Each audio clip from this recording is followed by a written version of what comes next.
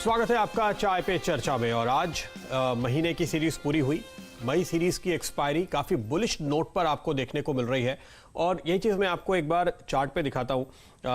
वो चार्ट जरा स्क्रीन पर लेकर आएगा डायरेक्टर साहब, जिस पर इस वक्त मेरी नजर है। इस सीरीज का जो लो था वो था करीब 8,800 के आसपास और वहां से आप देखिए तो हम रिकवर होकर के बंद हुए हैं आज के दिन 9,490 पे, यानी लोज से तकरीबन 700 पॉइंट सुधर कर हम बंद होते हुए नजर आ रहे हैं।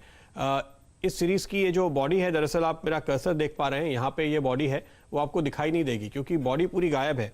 हमने ऊपर शुरुआत की थी 9,500 के आसपास, नीचे गए, ऊपर आए और बंद हुए, इसलिए आपको इस चार्ट पे बॉडी नहीं दिख रही जैसे आपको पिछली सीरीज की दिख रही है। लेकिन इंपॉर्टेंट बात जिसके लिए मैं आपको ये चार्ट दिखा रहा हूं, मार्च सीरीज में अगर आप नजर डालेंगे 11,433 का टॉप था और 7,500 का लो था, यानी आपने 4,000 पॉइंट की रेंज देखी पूरी मार्च सीरीज के दौरान।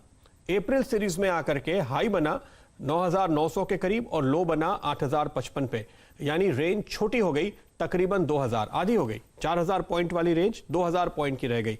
इस बार इस सीरीज में केवल 800 पॉइंट की रेंज है, यानी वो रेंज और आधी हो गई।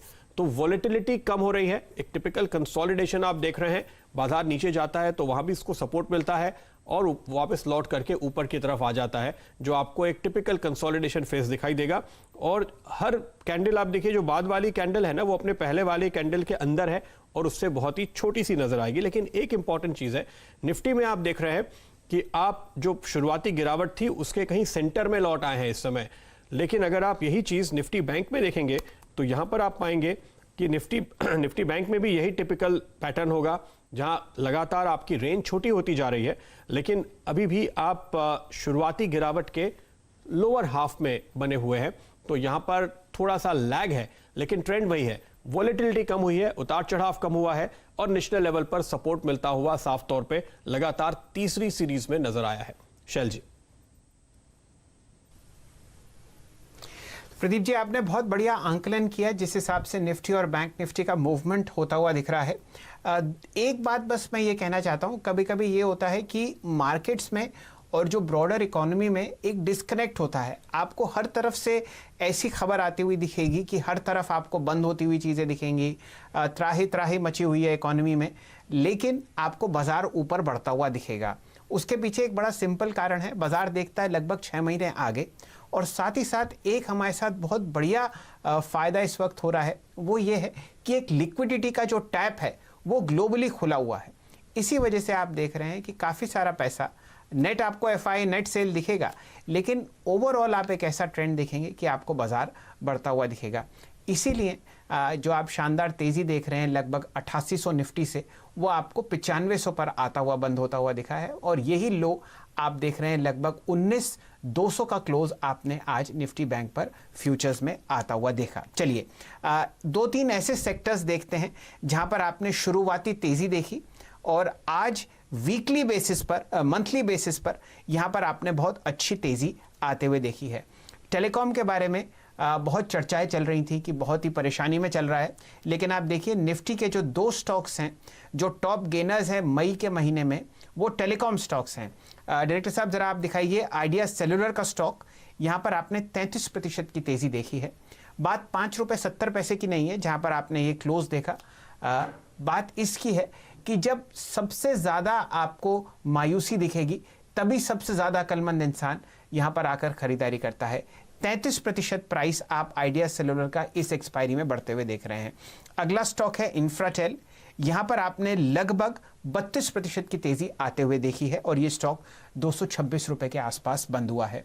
भारतीय एयरटेल पर भी नज़र डाल लेते हैं, ये स्टॉक आपको लगभग 8 से 9% ऊपर बंद होता हुआ दिखेगा इस महीने में। और ये तब है जब इनकी जो QIP है वो खुला हुआ था, उसकी वजह से हल्की सी बिकवाली थी। लेकिन अगर आप 610 के प्राइस से कैलकुलेट करेंगे तो आप ये मानिए कि 3-4% आप और जोड़ लें। तो बेस्ट परफॉर्मर्स वो स्टॉक्स हैं जहां पर बहुत ज़बरदस्त मायूसी आती हुई दिखी थी। अब कौन से ऐसे शेयर्स हैं जहां पर आपने बहुत ज़बरदस्त गिरावट देखी? वो ज़्यादातर NBFC स्पेस में है। तो अगर वो वीक नोट पर शुरू कर रहे हैं जून की एक्सपायरी, तो आप मान के चलिए कि वहां पर सेलिंग प्रेशर बरकरार रहेगा अगले या पिछले 2 दिन की जो तेजी है अगर आप उसको नजरअंदाज कर दें तो।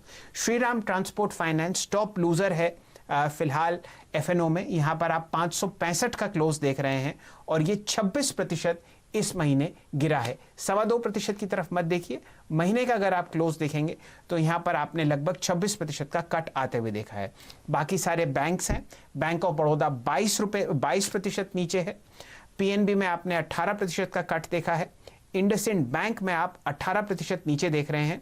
इनफैक्ट अगर आप पहले 10 कंपनीज देखें तो उनमें से 8 एनबीएफसी या पब्लिक सेक्टर बैंक्स या प्राइवेट सेक्टर बैंक्स हैं। प्रदीप जी, बहुत ही इंटरेस्टिंग बात है शैल जी यहाँ पे।